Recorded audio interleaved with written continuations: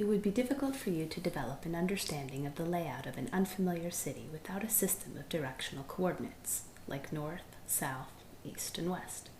The same goes for the nervous system. So, before introducing you to the locations of major nervous system structures, I will describe the three-dimensional system of directional coordinates used by neuroanatomists. Directions in the vertebrae nervous system are described in relation to the neuroaxis, an imaginary line drawn through the spinal cord up to the front of the brain.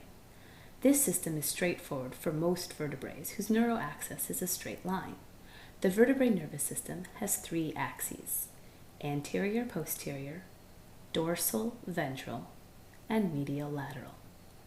Anterior means towards the nose end, the anterior end, and posterior means towards the tail end, the posterior end.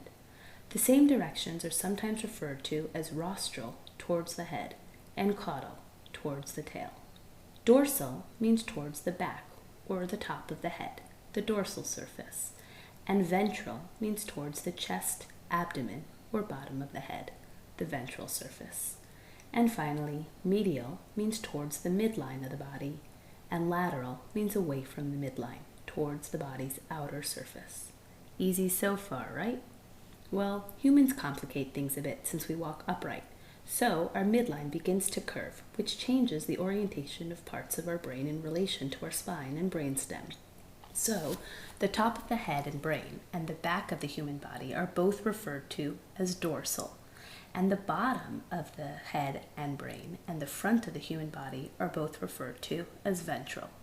To circumvent this complication, the terms superior and inferior are often used to refer to the top and bottom of the human's head.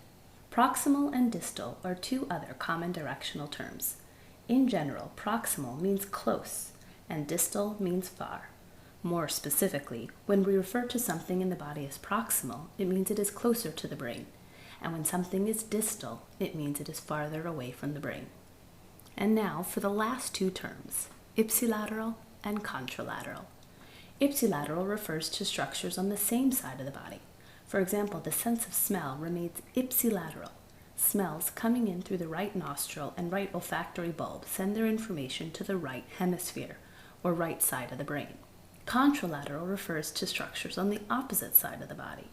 The left hemisphere controls movements on the contralateral side of the body, the right side.